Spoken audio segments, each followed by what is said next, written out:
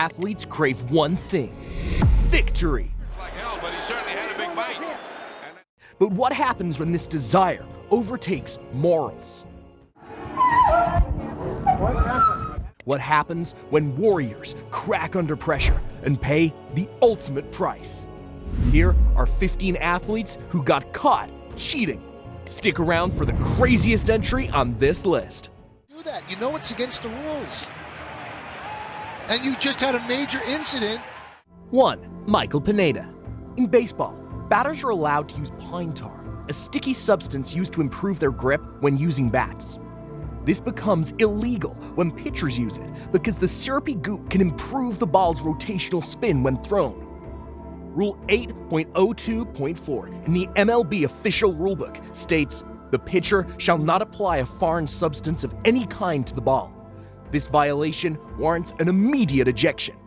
He went to his neck and he said there's something on his neck, so Pineda is being tossed. In April 2014, Michael Francisco Pineda Polino got caught on camera with pine tar, claiming the sticky, shiny brown substance was merely dirt. "I don't use pine tar," Pineda insisted. "It's dirt. I'm sweating on my hand too much in between innings," despite the evening coming down to 54 degrees Fahrenheit. They're going to check Pineda.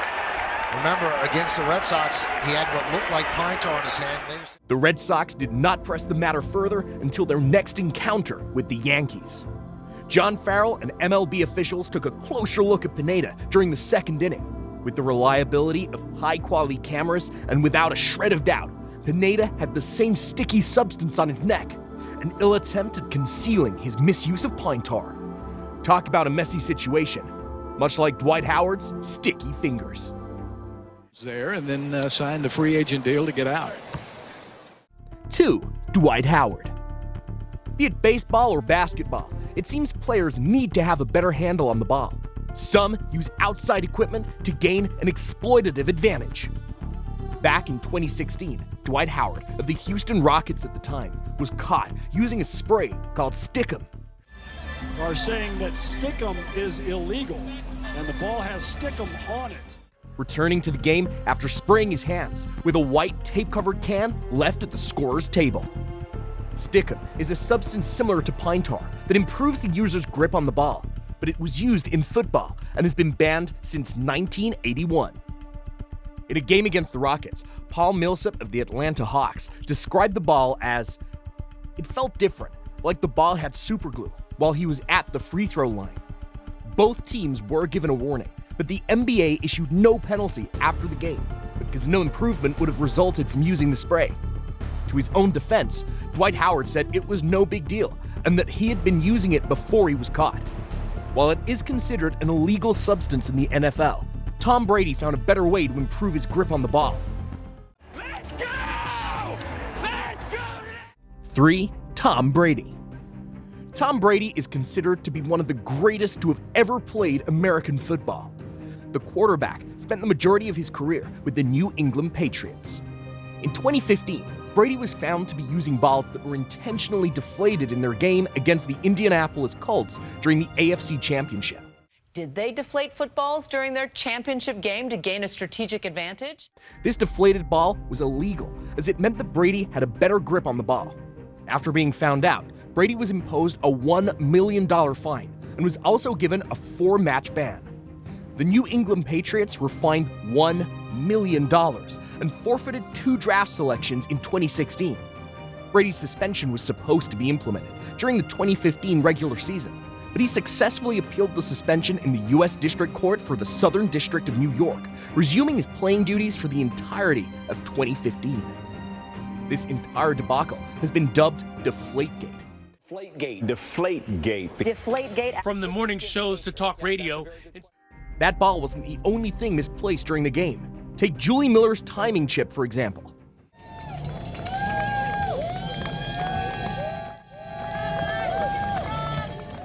For Julie Miller. Crossing the finish line at 10:49:03, Julie Miller won the 2015 Ironman Canada race in her age group, 40 to 45. But this cheating scandal put her reputation on the line. She said she had misplaced her timing chip, and at that time, the race officials didn't have any reason to doubt her claims. Various people in the sport questioned if she even completed the 140.6-mile race. The officials of Ironman launched a wide inquiry. And based on the data that came back, there was no proof she completed the race due to the images from the other racers. Miller continued to argue, sparking outrage. It was later revealed she shortened the course. This cheating scandal became so controversial, fellow triathlon peers would rather keep quiet than make their statements out in public. Alleged missing equipment can be quite deceptive if hidden well enough. Imagine what pentathlete Boris Onyshenko did with his fencing equipment. Found that these two wires here that are insulated. 5. Boris Onyshenko. Boris Onyshenko has a combined total of 6 individual 1 medals and 8 team 1 medals in the World Championships and Olympic Games combined. After the first event of the pentathlon, the Soviet team found itself in 4th place, close behind Britain. Fencing was the next event, a one-touch épée tournament. During his bout with Jim Fox, the captain of the British team protested that Onyshenko's weapon had gone off without actually hitting anything. Officials examined his épée and found it to be illegally modified, resulting in his ejection, earning him the nickname Boris the Cheat. If athletic legends can be affected by truth and justice, look no further than Lance Armstrong. It will ban Armstrong for life and strip him of his 7 tour titles. 6. Lance Armstrong. Do you remember having one of those live strong ballers? Lance Armstrong had to be one of the greatest athletes in his generation. Born in Plano, Texas, in the United States, Armstrong was an American cyclist who was the first rider to win 7 Tour de France titles through 1999 to 2005. Armstrong has had 10 major wins throughout his career: the Trofeo Laguerre, the Classica de San Sebastian, and the Tour de Luxembourg, to name a few. Quite the accomplishment for someone who was doping. This rude awakening got his titles stripped away, even though the in-depth investigations are still underway, and rightfully so. You were offered money to not challenge Mr. Armstrong to allow him to win. That's correct. Under no circumstances should an athlete resort to physical and mental augmentation from outward sources. Doping to improve your physical and mental chances is the direct way. Doing what Cameron Vanderburg did is quite old-fashioned. He's 24 years of age. He was 3rd in the last 2 world champs, but he's taken his performances to another level. 7. Cameron Vanderburg. Cameron Vanderburg is Africa's first home-trained world record holder and individual male Olympic champion. He has won numerous world championship medals since his debut in 2007, when he took a bronze. He would later break Brenton Rickard's world record during the 100-meter breaststroke competition. South Africa's first homegrown world record holder. However, he would illegally surpass Rickard due to his series of illegal dolphin kicks at the start of the 100-meter breast final. Competitors are only allowed 1. Brush off on the shoulder. I think for a lot of the other guys, they start to freak out a little bit and mentally. Vanderburg initially denied this claim, but later admitted to it. It's got to the sort of point where if you're not doing it, you're falling behind or giving yourself a disadvantage. So everyone's pushing the rules and pushing the boundaries. So if you're not doing it, you're not trying hard enough, Vanderburg explained. He won the 100 breast in a world record of 58.46. While not expressing regret over the illegal dolphin kicks, he did say the cheating would stop if FINA enacted a system to allow for underwater video judging. Getting an illegal head start in a race is one thing, but fixing matches like Hansi Krohn is a different story. Hansi Krohn is the new batsman. I'm sure what he's saying now to Daryl Cullen. 8. Hansi Krohn. Hansi Krohn was a former South African international cricketer and captain of the South Africa national cricket team in the 1990s. Right-handed and an all-rounder, Krohn led his team to victory in 27 test matches and 99 one-day internationals. Such a leader won the 1998 ICC Knockout Trophy, the only major ICC title the country has won till date. His injury, so it wasn't really the right time.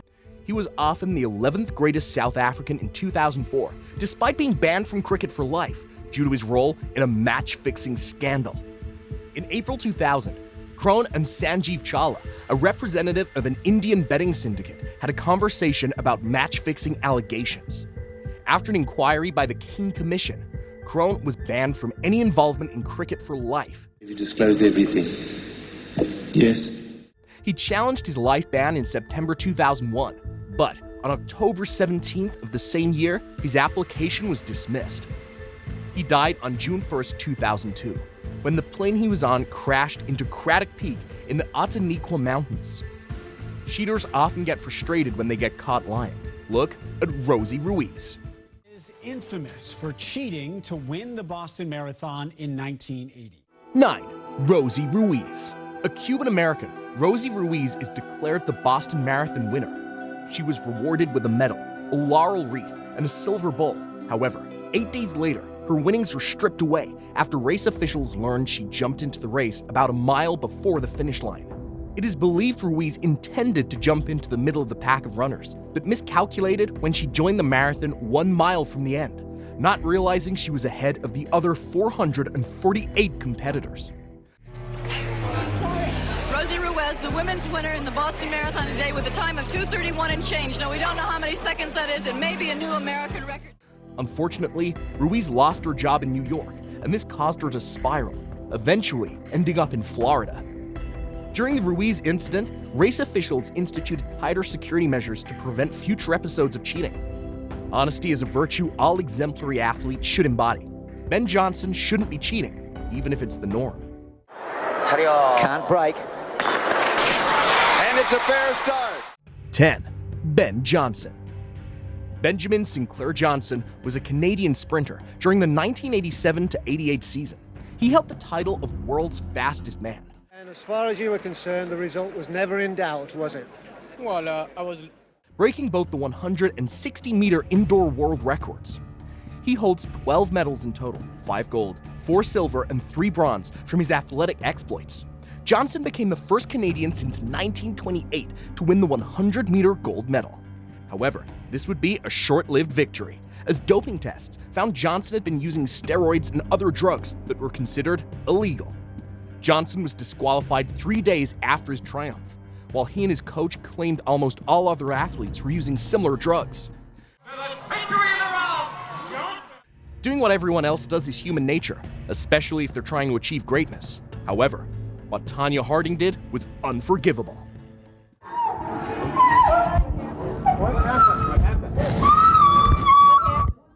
11. Tonya Harding. While Tonya Harding was leading the U.S. Figure Skating Championships in 1994, she conspired to have rival Nancy Kerrigan attacked. The attack was orchestrated by Harding's former husband and her bodyguard. The plan was to injure Nancy before the tournament to prevent her from participating in it and the Winter Olympics. However, her plan failed, as Nancy only ended up with a bruise instead of a broken leg. Kerrigan, surprisingly, went on to win silver in the Winter Olympics, while Tonya admitted to her wrongdoings and was penalized with a fine and 5,000 hours of community service. Is my bodyguard. He set up security. Conspiring against honest competition won't make victory taste sweeter. Wang Chao and Yu Yang tried to cheat the system itself. 12. Wang Chao and Yu Yang. 2012 Olympics badminton doubles, Wang Chao and Yu Yang, 2 Chinese superstars in badminton, tried to cheat in an unusual way. They purposefully lost their matches in order to get easy draws in the knockout phase, which would ultimately lead to an easier position for the gold medal. When the crowds noticed the obvious losses, they were promptly disqualified. They apologized to their fans, but it seemed to backfire, and eventually they quit the sport. Winning mattered so much to these two, they cared more about the results than the process. Deliberately losing to easily achieve the gold medal is a cunning strategy, much like Sammy Sosa's deception. Here's a big swung on a long drive. 13. Sammy Sosa. In 2003, Sammy Sosa of the Chicago Cubs shattered one of his bats against Tampa Bay in the first inning. 3-2. Bouncing ball up the middle. Baseball bat shattering is a common occurrence, and the game would continue like normal. However, the umpire noticed shards of cork along with the remains of the shattered bat. Souza was rightfully ejected from the game. He acknowledged the bat, explaining he only used them for home run exhibitions and batting practice. MLB confiscated and tested 76 of Souza's other bats. To his luck, they had no cork. The crime was committed and he was still served a 7-game suspension. Accidental or not, Souza's cork bat could have changed the game. Stop the fight. 14. Mike Tyson. Mike Tyson, a household legend, had his first ever loss against Buster Douglas in 1991. That's because Mike didn't put enough effort into this fight. But when Tyson first fought Evander Holyfield in 1996, Holyfield showed the world that Tyson could be beaten and dominated the fight. Tyson immediately asked for a rematch since he was the biggest star in boxing at the time. Yourself at all times. Any questions from the challenger, Chief Second? Let's get it on! Despite getting the rematch he wanted, Tyson did not enjoy this fight. No matter what he threw at Holyfield, Evander had an answer, and there was no winning. Without enough stamina, Tyson knew he'd lose.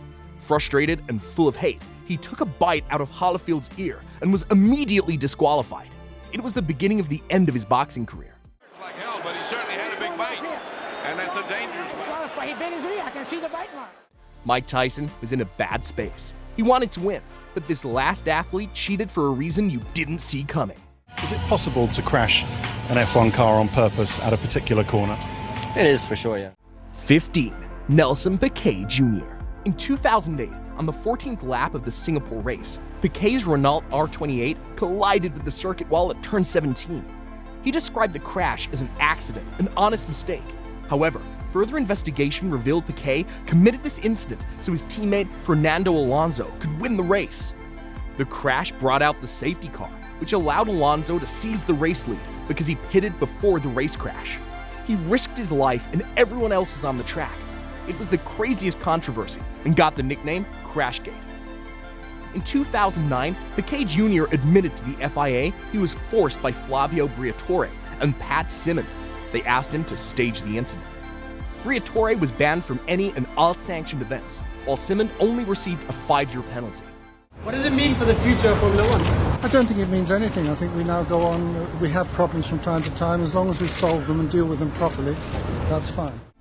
A French court lifted their bans and instead agreed to not operate on Formula One or FIA-sanctioned events for an undisclosed period. Nobody from Formula One ever wanted to work with Piquet Jr., so he now competes in the Brazilian Stock Car Pro Series full-time. Crazy to think that people can cheat for so many reasons, but as we all know, cheaters never win.